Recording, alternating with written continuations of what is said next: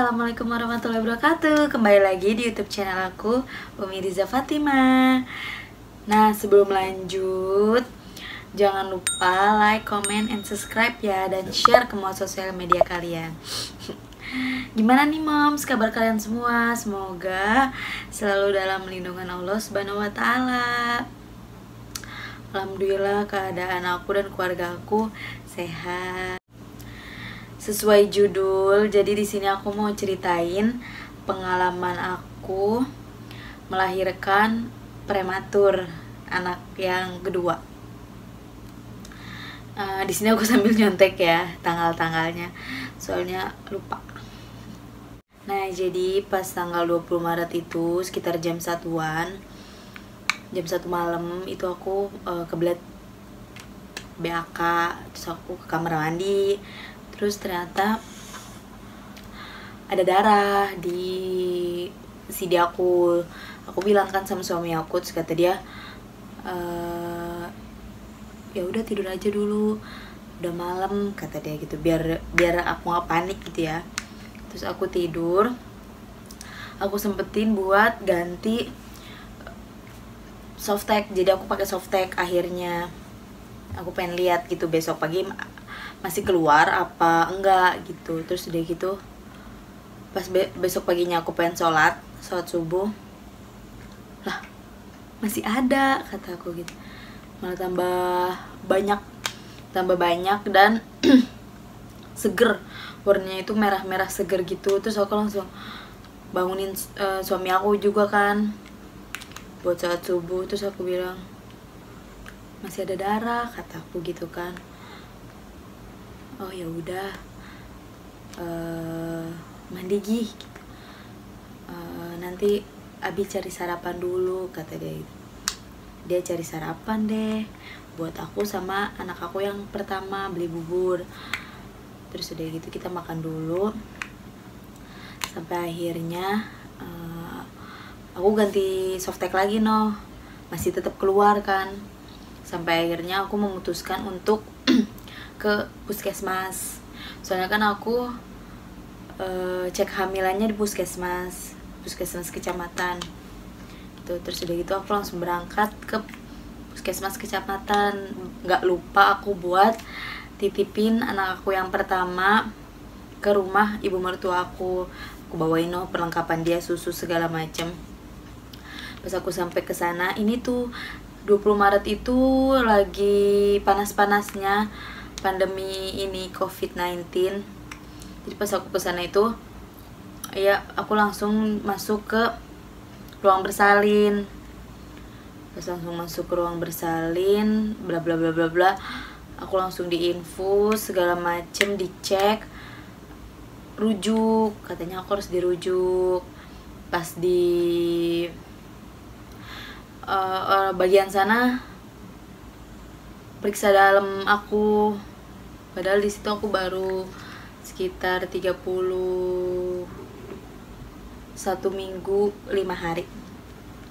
Aku diperiksa dalam di VT, udah ada pembukaan 1, ya udah aku dirujuk. Nah, pas pengen dirujuk itu susah nyari yang ada nicunya, soalnya kan prematur ya, dibutuhin inkubator gitu tuh sama alat-alatnya kayak gitu. Pokoknya tadi aku mau dirujuk ke RS Polri Kramat Jati segala macem, ke daerah Tanah Abang. Oh my god, jauh banget, aku di Jakarta Timur. Kalau ke RS Polri yang di Kramat Jati mah nggak apa-apa deh, asal jangan sampai ke Tanah Abang, ke Tangerang. Aduh jauh banget, nggak sanggup gitu ya. Tapi suami aku mohon biar dirujuknya tuh ke daerah rumah aku aja gitu kan. Ada RSIA tempat aku sesar anak pertama juga. Terus udah gitu, abis itu udah nunggu sekitar sejam. Alhamdulillah mereka mau ngerujuk aku ke RSIA yang di deket rumah aku. Soalnya kenapa mereka mau? Soalnya kata mereka, ini mah masih bisa dipertahanin, gak bakal dilahirin sekarang, katanya gitu.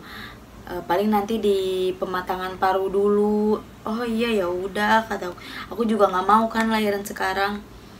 Terus udah gitu langsung berangkat ke sana. Aku dirawat segala macem, diinfus ulang karena infusan yang dari puskesmas itu tuh di bagian sininya tuh nggak bisa dimasukin obat gitu. Jadi aku diinfus ulang. Sudah diinfus ulang, jadi aku nginep itu semalaman. Tanggal 21 Maretnya aku 21 Maret sore, iya sore. Aku dibolehin pulang. Pokoknya di sono aku pematangan paru, di USG, rekam jantung segala macem. Alhamdulillah baik-baik aja tuh janin katanya. Yaudah dilakukan pematangan paru, ya pematangan paru gitu. Terus udah gitu pas aku udah pulang kata dokter sama suster tuh gini sama bidan, Bu, jangan bed rest aja ya, jangan ngelakuin kerjaan apa-apa, kata dia gitu. Oh iya kata aku gitu kan. Pas sampai rumah aku cuma mandi doang, mandi. Terus kan aku nanya ya, tapi kalau buang air kecil boleh kan ke kamar mandi? Atau boleh, masa mau kencing di kasur kan, kata dia gitu. Oh ya udah, terus udah gitu aku nyampe rumah, mandi, keramas segala macem kan seharian gitu ya, nggak mandi, nggak mandi, pokoknya lengket gitu teh. Aku mandi, keramas segala macem, aku bed rest di kamar. Anak aku yang pertama ini di rumah ibu mertua aku. Udah nah, pas mulai jam 7 malam kok nggak salah, iya jam 7 malam, mules banget. Itu darah masih keluar tapi sedikit, kayak flek-flek gitu doang. Mules banget, tapi mulesnya itu masih jarang gitu. Ya udah aku tiduran, tarik nafas segala macem. Aku udah nggak bisa tidur segala macem sampai malam jam 12, jam 1, jam 2. Makin sering, makin teratur, makin kuat. Masya Allah rasanya tuh ya, kayak mules, mau ngelahirin gitu. Terus udah gitu pas udah jam 3:30 subuh aku udah nggak kuat. Kelihatan juga kali ya sama suami aku, muka aku udah nggak kuat. Terus kata dia, ayo kita ke rumah sakit aja gitu, kata dia gitu. Langsung nelfon adik ipar aku buat supirin mobil. Kita langsung berangkat. Terus udah gitu pas nyampe sana langsung diinfus lagi segala macem. Aku kan pas pulang itu dikasih obat-obatan gitu ya. Terus obat aku minum sejam sekali deh kayaknya. Pas di rumah sakit sejam sekali, minum lagi Bu, minum lagi sejam sekali. Sampai akhirnya bidannya nanya, masih kuat nggak Bu? Udah nggak kuat aku, kata aku gitu kan. Aku emang udah bener-bener nggak kuat, sakit banget. Terus udah gitu, oh ya udah Bu, kita lakukan penindakan sesar ya, operasi sekarang, kata dia gitu. Oh ya udah nggak apa-apa, yang terbaik aja, kata aku gitu kan. Orang aku udah nggak kuat banget itu. Terus jam 8 aku langsung siap-siap kan segala macem, copot perhiasan segala macem, diinfus segala macem. Terus udah gitu langsung jam 8:05 deh kayaknya masuk ke ruang operasi. Itu bayi lahir kok nggak salah jam 8 lewat lah ya, 8:30, aku lupa. Udah lahir, nangisnya kuat. Kata dokter sih nangisnya, alhamdulillah nangisnya kuat, gini-gini. Ya Allah Bu, ternyata ketubannya hijau, kata dia gitu. Ini Ibu stres nih, kata dia gitu, kecapean segala macem, kata dia. Terus udah gitu, ya udah noh, udahlah selesai gitu ya. Si bayi langsung dibawa ke NICU, katanya nangisnya kuat. BB-nya itu 1490 gram kurang 10 ujung bisa 1,5, tapi itu cuma 1490. Panjangnya 47 cm, pen kecil banget sebotol. Udah selesai. Dan ternyata dia nafasnya kurang bagus. Pas udah diobservasi jadi sama dokter anak, itu katanya nafasnya kurang bagus. Keminum air, dia si Nurul ini, namanya Nurul. Si Nurul ini nafasnya kurang bagus. Terus udah gitu, ininya apa sih, dia keminum air ketuban, kata si dokter anaknya gitu. Terus udah gitu jadi dia harus puasa buat ngeluarin si air ketuban yang udah keminum sama dia. Dia puasa itu lumayan lama. Jadi aku itu asinya, alhamdulillah asi aku banyak. Jadi aku pompa gitu, aku kirim. Tapi sebelum waktu dia masih puasa belum disuruh kirim, tapi pas dia udah dibolehin minum baru aku kirim. Aku dibolehin pulang tanggal 24 Maret aku udah dibolehin pulang. Tapi si bayi nggak boleh karena masih drop banget keadaannya, jadi dia nggak dibolehin pulang. Pas si Nurul udah usia 4 hari, aku dapet telepon nih dari rumah sakit, dari NICU, kalau si Nurul ini udah boleh minum ASI. Jadi langsung dikirim sama suami aku. Dan sampai rumah pun pas tanggal 24 itu aku langsung pompa. Pokoknya nyampe rumah aku langsung pompa 2 jam sekali, biar walaupun aku nggak netein secara langsung, setidaknya biar ASI aku keluar banyak, melimpah. Aku berdoa, aku positive thinking segala macem. Aku nyetok di freezer, aku dibawain sama suami aku ke NICU gitu. Udah berjalannya waktu, itu dia pertama-tama itu dibolehin minum ASI itu cuma 1 mili, karena katanya sambil diobservasi takutnya lambungnya nggak kuat segala macem. Aku kurang paham. Pas udah seminggu dia di sana, ada perubahan, alhamdulillah. Dia udah bisa nafas tanpa bantuan oksigen segala macam, udah dicopot. Tapi kalau infus tetap pakai, soalnya buat masukin obat-obatannya. Udah gitu, tapi untuk BB-nya itu dia turun jadi 1,2, kecil banget. Aku ngeliatnya, ya Allah, anak aku gitu ya. Terus pas udah sekitar 2 mingguan, seminggu lebih 4 harian ya, hampir 2 minggu, aku dikabarin sama pihak NICU dilakukan metode KMC, Kangaroo Mother Care. Jadi si bayi itu ditaruh di dada kita. Kita tuh pakai baju kemeja gitu. Jadi dia tuh kayak nemplok gitu ke kita, biar dia kenal sama kita gitu. Dan itu juga bisa nambahin berat badan dia. Nanti aku taruh di sini apa itu KMC atau PMK. Terus udah gitu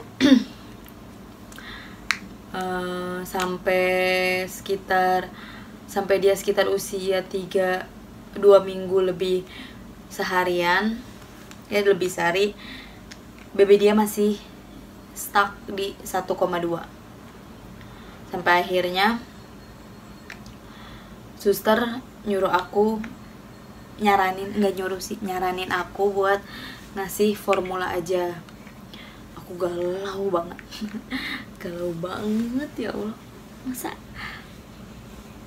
sayang gitu ya. Tapi kata suster sih ini cuma buat naikin berat badannya aja gitu. Sampai akhirnya aku ikutin kata suster. Soalnya katanya susu prematur ini S26 LBW. Nanti fotonya aku taruh sini juga. S26 LBW ini katanya bisa cepet naikin berat badannya. Dia itu minum. Jadi kita tuh itu susunya itu cair gitu, botol kaca. Isinya 100 ml. Nah, dia itu minum, sekali minum itu 20 ml. Ya, 20 ml. Dan sehari itu dia itu minum 12 kali. Kalau dihitung-hitung pokoknya dia butuh 2,5 botol sampai 3 botol. Dan 1 botol itu harganya sekitar 90.000. Aku beli itu, pertama aku beli di rumah sakit itu, ada dia nyediain. Next time-nya aku beli di online. Soalnya harganya jauh lebih murah gitu. Sampai akhirnya alhamdulillah emang bener beratnya langsung naik. Sebelumnya itu aku kasih dia bubuk gitu, jadi dicampurin ke dalam ASI aku. Apa ya bubuknya, aku lupa namanya. Nanti deh aku cari, nanti aku taruh di sini gambarnya ya. Pokoknya Similac, namanya Similac itu aku beli 1 dus itu, aku lupa harganya berapa. Nanti aku taruh Shopee-nya di sini. Aku beli di Shopee 1 dus gitu, isinya juga aku lupa berapa. Pokoknya itu diminum sampai 1 dus. Dan dalam dia minum 1 dus itu naiknya tuh cuman 2,5 on doang. Jadi dia tuh jadi 1,4 sekian gitu. Itu 1 dus. Terus udah gitu, karena nggak naik-naik kata suster, disaranin si S26 itu. Pas udah disaranin S26, dia minum itu baru sekitar 3 atau 4 hari melonjak naik sampai beratnya 1,6 kg. Ya udah, abis itu kan karena lagi pandemi COVID gini, jadi di atas 1,5 itu udah boleh dibawa pulang. Mungkin karena aku BPJS juga kali ya, aku juga nggak tahu. Biasa, padahal awal dijelasin sama dokter anak itu katanya boleh pulang itu kalau si berat badan bayi ini udah 2,5. Kan kalau misal 2,5 ke atas itu udah normal gitu ya. Tapi ini aku dibolehin pulang 1,6 sekian gitu. Waduh, aku bingung kan cara ngurus bayi 1,6, kata aku gitu. Dia ngasih tahu segala macem di rumah, katanya KMC aja, terus 2 jam sekali gantian sama bapaknya, kata dia gitu. Pokoknya gitu. Ya udah, aku lakuin semuanya, dan akhirnya dia itu dirujuk. Jadi setiap bayi prematur itu di rumah sakit itu dirujuk ke buat screening ROP sama OAE. Kalau ROP itu buat screening mata, dan OAE itu buat screening THT telinga ini. Dirujuknya itu ke RSCM. Lagi pandemi gini ya, bingung banget dirujuk ke RSCM gitu ya. Dan ternyata untuk ROP ini gedungnya beda. RSCM gedungnya tuh beda. Aku juga baru tahu setelah nanya-nanya. Pokoknya ya ampun, dan ngantrinya itu panjang banget. Kita tuh harus berjuang, apalagi BPJS ya. Tapi yang biaya pun harus berjuang. Daftar dari subuh atau tengah malam. Soalnya dia itu ngambil kuota itu sehari cuma 50 doang, kalau nggak salah, apa 25 ya, aku lupa. Jadi suami aku tuh tengah malam udah ke RSCM cari kuota segala macem. Dia pernah sekali kayak begitu, terus ternyata nggak dapet. Iya, ternyata nggak dapet kuota karena udah rame di sana, udah ada banyak orang yang pada ngantri. Jadi yang pada ngantri itu dari jam 10 malam gitu-gitu. Ya Allah, suami aku itu berangkat sekitar jam 2 atau jam 3 malam gitu. Sampai akhirnya kita berangkat bareng-bareng aja sekitar jam berapa ya, jam 7 ya, jam 7 berangkat bareng-bareng ke sana, ke RSCM. Kita nunggu, jadi kita itu nunggu kuota yang kuota tambahan gitu, kata si susternya mah. Ada kuota tambahan. Suami aku langsung lari, kita langsung berebut-berebutan biar bisa masuk ke dalam RSCM ini, dapet. Jadi kuota tambahan itu sekitar 25 orang. Jadi total itu sehari itu bisa 75 orangan doang. Jadi pas aku pas aku tanya ke warteg bagian depan RSCM itu, iya, pas sebelum pandemi itu sehari itu bisa ribuan orang, yang ratusan apa ribuan orang gitu ya, yang cek mata ke situ, ke RSCM. Pantesan rame banget sampai harus berjuang daftar malam-malam. Dan harus kontrol lagi. Aku itu kontrol kalau nggak salah 3 kalian. Terus ada si warteg ini ngasih saran, dia itu bisa ngambilin nomor, tapi harus bayar, harus ngasih upah lah ya gitu, seikhlasnya. Tapi dia ngasih tahu nominalnya. Biasanya orang-orang ngasih ke dia cepet gitu, kata dia gitu, cepet apa gocap. Yaudah, aku coba tuh kayak begitu, dan alhamdulillah emang dapet pas coba kayak begitu. Tapi next time-nya aku berangkat biasa aja, jadi kayak berburu kuota tambahan gitu. Kalau itu juga jam 12 atau jam 1 itu udah selesai, dan diceknya itu matanya itu kayak dibuka lebar gitu ya. Retina dia itu masih belum bagus, kata si suster, kata si dokter matanya. Retinanya belum bagus karena dia masih lahirnya prematur gitu-gitu. Tapi katanya seiring berjalannya waktu semuanya bakal normal gitu.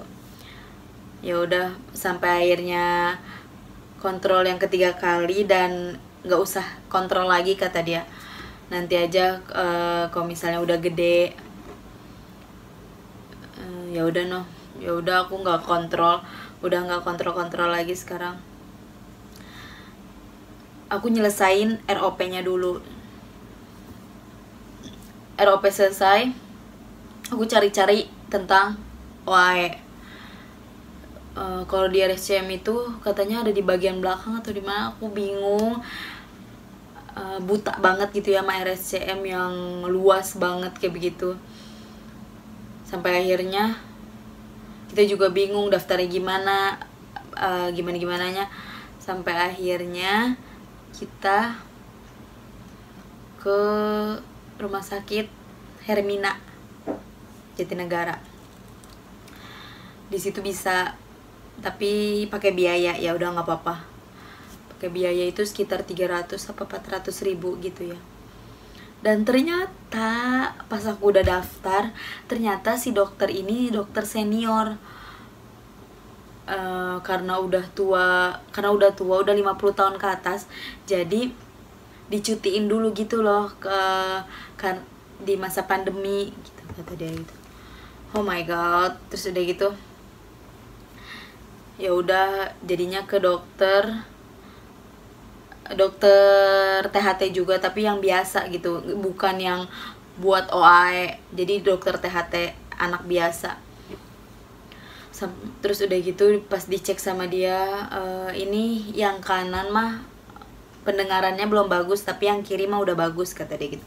Nanti dicek lagi sekitar, kalau dia umurnya udah 3 tahun atau 4 tahun aja, kata dia gitu.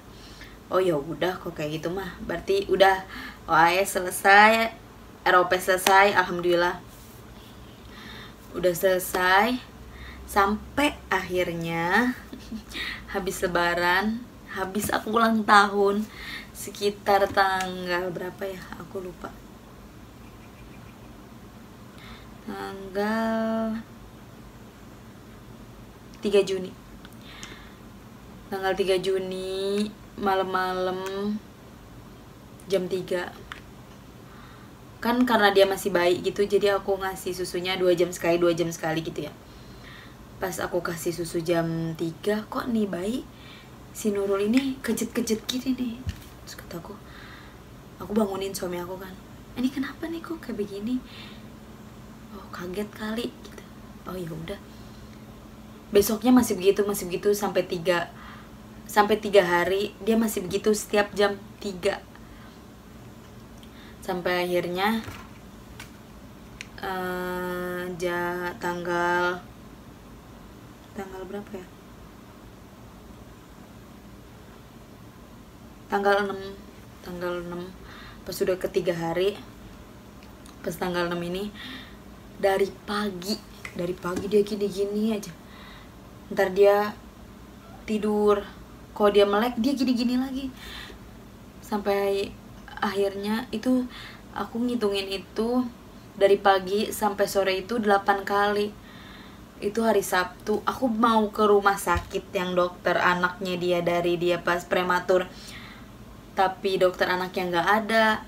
Jadi aku memutuskan untuk ke Hermina. Dan ada kenalan dokter, ya dokter ini temennya kakak ipar aku. Ya udah aku ke Hermina, ke dokter ini pas tanggal 6 sore-sore. Pas udah dikasih tahu kejet-kejetnya gini segala macem,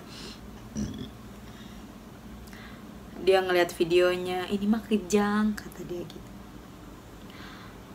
Kalau udah kejang lebih dari 3 kali tanpa demam itu kita mendiagnosanya epilepsi kata dia. Aku epilepsi apaan ya? Pas aku udah keluar dari ruang dokter, pokoknya kita udah ngobrol-ngobrol, si dokter nggak ngomong bahasa awamnya, bahasa medisnya aja gitu. Epilepsi apaan nih? Terus udah gitu, pas udah selesai, si Nurul ini harus di USG otaknya. Langsung di USG, nunggu panggilan. Alhamdulillah dokter USG-nya belum pulang, soalnya itu udah sore. Sampai akhirnya aku searching, oh Ayan kata, ya Allah cobaan lagi kataku. Terus sampai akhirnya dia USG. Pas abis USG, alhamdulillah kerangka otak dia ini utuh, tapi dalam USG itu nggak tahu fungsinya gitu. Harus dilakukan EEG, dan dilakukan EEG ini kalau dia berat badannya ini udah lebih dari 6 kilo, nggak salah, apa udah lebih dari 6 bulan ya, aku lupa. Terus sampai akhirnya si Nurul ini harus dirawat. Jadi aku justru langsung daftar rawat inap segala macem. Tapi dokter nyaraninnya dirawatnya itu bareng aku, jadi aku yang ngerawat dia gitu. Kalau kan biasanya mah kalau misalnya masih umur sebulan 2 bulan itu kan Nurul itu Maret April Mei Juni udah umur 3 bulan. Kalau biasanya masih 3 bulan itu biasanya dinicu. Tapi dokter nyaraninnya biar terkontrol sama aku nanti. Jadi kalau misal kejang apa gimana, kan dia langsung, si dokter ini ngasih nomor WA-nya. Jadi kalau misalnya dia kejang atau gimana bisa di videoin sama aku gitu. Kan kalau misalnya sama suster mungkin banyak bayi-bayi yang lain, jadi nggak keurus apa gimana. Bukan nggak keurus sih, nggak ke video kan kayak kejangnya kayak gimana. Aku sama suami aku nginep. Sampai akhirnya dia masih kejang-kejang aja sampai jam 12 malam. Jadi dia itu dimasukin obat lewat infusan gitu. Sampai jam 12 malam dia masih kejang, tapi udah jarang. Jadi seharian itu dia sampai jam 12 malam itu kejang sekitar, kan sampai sore itu 8 kali ya, ditambah 2 kali, jadi 10 kali dari pagi sampai malam jam 12 malam. Dan dari jam 12 malam itu terakhir dia kejang. Sampai akhirnya 2 hari aku nginep di rumah sakit. Iya, 2 hari aku nginep di rumah sakit dan dibolehin pulang. Selesai dibolehin pulang, jadi si Nurul ini dirujuk lagi. Jadi si dokter anak ini kolaborasi sama dokter spesialis anak yang saraf gitu, neurologi. Mereka collab buat menyembuhkan Nurul. Jadi si Nurul ini harus minum obat selama 2 tahun, sehari 2 kali dengan jam yang sama gitu. Oke, nggak apa-apa. Aku sama suami aku saling menguatkan diri kita masing-masing. Sampai akhirnya di rumah itu dia ya seperti biasa, aku kasih susu, aku kasih obat. Jadi aku kalau kasih obat itu jam 7 pagi sama jam 7 malam. Sampai sekarang dan sampai saat ini dan sampai detik ini pun dia masih minum obat. Sekarang umur Nurul udah 10 bulan. Udah gitu, pas tanggal 18 Juni kalau nggak salah ya. Tadi dulu aku mau lihat dulu. Aku tuh lupa tanggal-tanggalnya. Iya. Jadi selama dari tanggal 10 Juni yang dia pulang dari rumah sakit habis rawat inap itu, sampai 18 Juni itu dia ada kejang 2 kali. Jadi aku kontrol tambah dosis mulu gitu. Tambah dosis lagi. Jadi kalau misalnya dia kejang, kalau udah seminggu dosisnya naik kayak begitu. Sampai akhirnya tanggal 18 Juni dia kejang pagi-pagi sekitar jam 4. Iya, dia jam 4 itu nangis kejer banget, minta susu gitu. Aku kasih susu. Pas udah selesai minum susu dia kejang lagi. Aku videoin kan ya. Jam 5 dia kejang lagi, aku videoin lagi. Jam 6 dia kejang lagi, aku videoin lagi. Sampai akhirnya dari jam 6 ini dia berturut-turut. Aku langsung telepon dokter anak tersebut, dokter Ali. Terus kata dokter, langsung bawa aja ke IGD, kata dia gitu. Aku langsung, itu tuh sekitar hari Sabtu atau hari Minggu, aku lupa. 18 Juni tuh. Ya udah aku langsung ke IGD. Pas udah sampai di IGD, dia tuh jadi sensitif banget gitu loh. Kepegang dikit kejang gitu. Sampai IGD dia langsung diinfus, langsung dimasukin obat lewat infusan gitu. Aku itu ke IGD itu sekitar sampai IGD itu jam setengah 8. Dia langsung ditanganin segala macam, semuanya dikasih oksigen. Tapi yang dianehin itu dia kejang mulu sampai jam 3 sore. Itu kejang mulu, jadi kepegang gini aja tuh dia langsung kejang. Videonya aku masih ada nggak ya? Kalau misalnya videonya masih ada, aku tambahin deh nanti di sela-sela video ini ya, atau di akhir. Sampai akhirnya dia itu kejang dan dimasukin obat itu 2 jam sekali biar menetralisir si kejangnya ini. Sampai jam 3 sore ini dia baru bisa tidur nyenyak. Aku udah, ya Allah. Dan kita masih di IGD aja, belum ke rawat inap, soalnya Nurul ini masih kejang-kejang aja. Sampai akhirnya dokter anak aku ini datang sore, soalnya dia habis praktek dulu paginya. Dia datang sore, dia jadi dia habis konsultasi lagi sama dokter sarafnya, dokter saraf. Dia habis konsultasi lagi. Jadi kita itu di sini cari penyebab kenapa si Nurul ini bisa kejang. Penyebab utamanya sih pasti prematurnya. Tapi jadi kita tuh pengen tahu penyebabnya tuh apa, jadi biar bisa ngobatin penyebabnya sambil ngobatin kejangnya gitu. Mau dilakukan EEG belum bisa. Sampai akhirnya dokter bilang kalau ada biaya, katanya kita cek metabolik tubuh dia, jadi kirim darahnya itu ke Malaysia, biayanya sekitar 1 juta sekian. Oh iya dok, saya sama suami mau ngobrol dulu, nanti kita kasih tahu bisa apa enggaknya gitu. Aku ngobrol sama suami sampai akhirnya kita memutuskan untuk iya, kita coba bawa darahnya si Nurul ini ke Malaysia. Jadi nunggu darah yang dari Malaysia ini sekitar sebulanan. Aku nggak tahu hasilnya gimana. Pas udah tahu hasilnya ternyata normal-normal aja.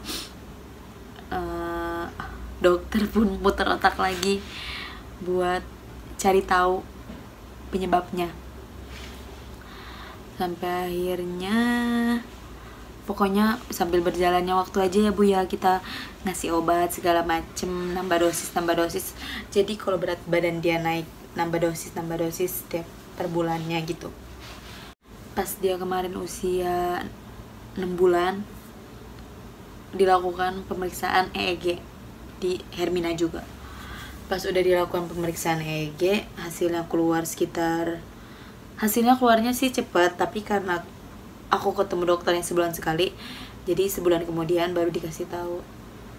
Baru aku ambil hasilnya.